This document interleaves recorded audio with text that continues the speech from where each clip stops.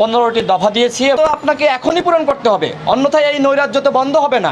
আমরা মনে করি এটা আগামী 48 ঘন্টার মধ্যে আমরা যে প্রস্তাবনাগুলো ইতিমধ্যে গণমাধ্যমের সম্মুখে জাতির সামনে হাজির করেছি সেটি আগামী 48 ঘন্টার মধ্যে বাস্তবায়ন করতে হবে। প্রথমত, নির্বাচন কমিশন থেকে শুরু করে সাংবিধানিক প্রতিষ্ঠানগুলোকে সাংবিধানিক কমিটি গঠন করার মাধ্যমে সংস্কার করতে হবে এবং দলীয় ও স্বজনপ্রীতির মাধ্যমে যে সকল কর্মকর্তাদেরকে প্রধান নির্বাচন কমিশনার থেকে শুরু করে এরকম বিভিন্ন সাংবিধানিক প্রতিষ্ঠানে যাদেরকে নিয়োগ দেওয়া হয়েছে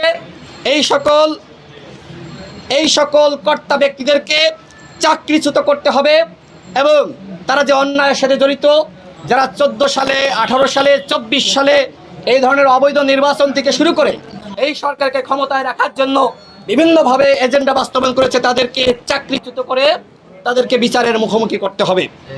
পুলিশ, র্যাব, বিজিবি, গোয়েন্দা সংস্থা সহ প্রশাসনের যারা গুম, খুন ও সাম্প্রতিক গণহত্যার সাথে জড়িত তাদেরকে চাকরিচ্যুত করে বিচারের মুখোমুখি করতে হবে। আমরা ইতিমধ্যে দেখতে পেয়েছি যে প্রশাসনের কতিপয় ব্যক্তিকে সরিয়ে দেওয়া হয়েছে। এই কতিপয় ব্যক্তিকে সরিয়ে দিলেই হবে না, এরকম হাজারো ব্যক্তি রয়েছে বিভিন্ন জেলা, উপজেলা এবং ঢাকা শহরে, তাদের প্রত্যেককে সরিয়ে দিতে হবে। অন্যথায় এরা যদি প্রশাসনে থেকে যায় তাহলে আমরা যে রাষ্ট্র সংস্কারের কথা বলছি সেই রাষ্ট্র সংস্কার কখনোই সম্ভবপর হবে না। আয়নাঘর সহ যে সকল জায়গায়, যে সকল বন্দিশালায় ভিন্ন মতের মানুষকে গুম করা হয় এই বন্দিশালাগুলোকে ধ্বংস করতে হবে এবং বিশ্ববিদ্যালয়গুলোতে দলীয়ভাবে নিয়োগপ্রাপ্ত ভিসি প্রক্টরদেরকে সরিয়ে দিতে হবে।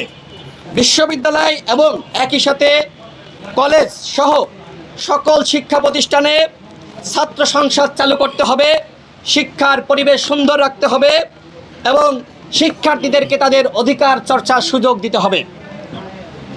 এই সরকারের আমলে অবৈধ ও অন্যায়ভাবে প্রমোশন পাওয়া সুবিধাভোগী সকল যমুনা রেফ্রিজারেটর, খাবার ফ্রেশ তো লাইফ জম্পেশ। সরকারি কর্মকর্তাদেরকে চাকরিচ্যুত করতে হবে। নতুন যে সকল রাজনৈতিক দল আমরা নিবন্ধনের জন্য আবেদন করেছিলাম, আমরা সেই তালিকায় 2 নম্বরে ছিলাম, গণ অধিকার পরিষদ সহ অন্যান্য কয়েকটি দল, আমাদেরকে নিবন্ধন দেওয়া হয়নি। এই সকল দলকে অনতিবিলম্বে নিবন্ধন দিতে হবে।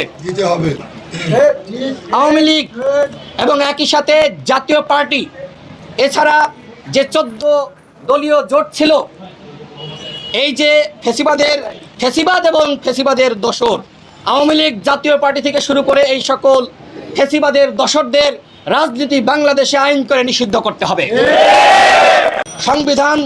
সংসদীয় সংশোধন বিষয়ক কমিটি গঠন করে দিতে হবে। অর্থাৎ যে সংবিধান আওয়ামী লীগ তার ক্ষমতা দখল করার জন্য তার মতন করে তৈরি করেছিল, এই সংবিধান বাংলাদেশের জনগণের সংবিধান হতে পারে না। এই সংবিধানকে অনতিবিলম্বে সংশোধন করে নতুন সংবিধান তৈরি করতে হবে। প্রধান বিচারপতি সহ হাইকোর্ট ও আপিল বিভাগের সকল বিচারপতিকে পদত্যাগ করতে হবে এবং সুপ্রিম জুডিশিয়াল কাউন্সিল গঠনের মাধ্যমে নতুনভাবে হাইকোর্ট বিভাগে, আপিল বিভাগে বিচারক নিয়োগ দিতে হবে। নিম্ন আদালতে যারা সেখানে বিচারিক কার্যক্রম পরিচালনা করে ওই জায়গাটা ঢেলে সাজাতে হবে। এই সরকারের আমলে অন্যায়ভাবে আটককৃত সকল রাজবন্দীদের মুক্তি দিতে হবে এবং সাম্প্রতিক সময়ে সকল শিক্ষার্থী, রাজনৈতিক নেতৃত্ব সহ যারাই নিরীহ সাধারণ মানুষ যারাই গ্রেপ্তার হয়েছে তাদেরকে অনতিবিলম্বে মুক্তি দিতে হবে এবং এই সকল মামলা প্রত্যাহার করতে হবে। কোটা সংস্কার আন্দোলন 2018 এবং কোটা সংস্কার আন্দোলন 2024, এই দুটি আন্দোলনে যে সকল মামলা, সেই মামলায় এখনো পর্যন্ত আমি সহ আমার পাশে আমাদের সহযোদ্ধা মশিউর রহমান আছে, আমাদেরকে প্রতিনিয়ত হাজিরা দিতে হচ্ছে। আজকেও হাজিরা ছিল। আমরা অনতিবিলম্বে এই মামলা প্রত্যাহার দাবি করছি।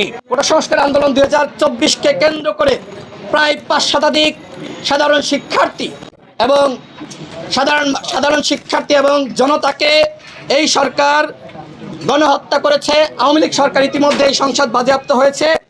অর্থাৎ যারা এই গণহত্যার সাথে জড়িত তাদেরকে বিচার করতে হবে এবং শহীদ সকল পরিবারের পাশে দাঁড়াতে হবে। প্রতিটা পরিবার থেকে একজনকে সরকারি চাকরির ব্যবস্থা করতে হবে। পিলখানা হত্যাকাণ্ড, হেফাজতে ইসলামের উপর পরিচালিত গণহত্যা এবং ডাকসু হামলা, আপনারা জানেন যে ডাকসুর ভিপির রুমে কিভাবে নারকীয় তাণ্ডব চালিয়েছিল সাদ্দাম এবং সঞ্জিত। বিশেষ করে ভারতীয় রয়ের নির্দেশনায় তারা এই তাণ্ডব চালিয়েছিল। যারা পিলখানা হত্যার সাথে জড়িত তাদেরকে বিচার করতে হবে। হেফাজতে ইসলামের উপর যে নির্মম নির্যাতন হয়েছিল তার বিচার করতে হবে, ডাকসু হামলার বিচার করতে হবে এবং বিহারের যারা নিরীহ ছিল, যারা অন্যায়ের সাথে জড়িত ছিল না, তাদের সংখ্যা কয়েক হাজার, তাদেরকে অনতিবিলম্বে তাদেরকে মুক্তি দিতে হবে। আমরা নিরীহ ছিলাম, নিরস্ত্র ছিলাম, আমাদেরকে এই সরকার অন্যায়ভাবে ফাঁসিয়েছে।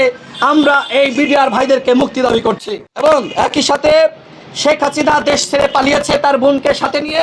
বিভিন্ন আপনার লুটেরা শ্রেণী এমপি ব্যবসায়ী গোষ্ঠী তারা পালিয়েছে, তাদেরকে অনতিবিলম্বে বাংলাদেশে ফিরিয়ে আনতে হবে এবং কঠোর শাস্তির মুখোমুখি করতে হবে, যাতে করে এই ধরনের অন্যায় করতে আর কখনো কেউ সাহস না করে। সর্বশেষ যেটি বলতে চাই, প্রিয় সাংবাদিক ভাইরা, আপনারা কখনোই সুরক্ষিত ছিলেন না। আমরা দেখেছি কিভাবে সাংবাদিক দম্পতি সাগর রুনিকে নির্মমভাবে হত্যা করা হয়েছে। এখনো পর্যন্ত সাগর রুনি হত্যাকাণ্ডের বিচার হয়নি। আমরা বাংলাদেশে যে সকল সাংবাদিকদেরকে হত্যা করা হয়েছে আমরা তার বিচার দাবি করছি এবং একই সাথে সাংবাদিকদের পেশাগত দায়িত্ব পালন করতে গিয়ে আমরা এইবারও বিভিন্নভাবে সাংবাদিকদের কাছ থেকে জানতে পেরেছি যে আন্দোলনকারীরা অনেক সময় ভুল বুঝে সাংবাদিকদের উপর হামলা করেছে। আমরা বলতে চাই আমাদের সকলে মিলে সাংবাদিকদের নিরাপত্তা নিশ্চিত করতে হবে, আইন করে গণমাধ্যমকে স্বাধীন করতে হবে। গণমাধ্যম এদেশের আয়না বা দর্পণ, সুতরাং গণমাধ্যমকে কখনোই দলীয়করণ করা যাবে না।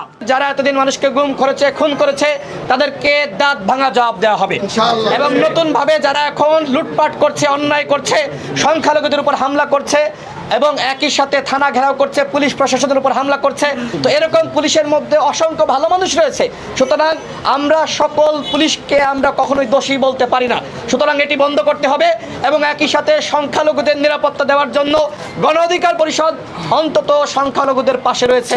আমরা তাদেরকে অভয় দিয়ে বলতে চাই, কোথাও যদি সংখ্যালঘুদের উপর হামলা হয়, মন্দিরে হামলা হয়, আপনারা ভিডিও ধারণ করবেন, সিসিটিভি ক্যামেরায় অবশ্যই তথ্যপত্র থাকবে, আমাদেরকে জানাবেন। যারা এই হামলাকারী, প্রয়োজনে আমরা তাদেরকে প্রতিরোধ করব।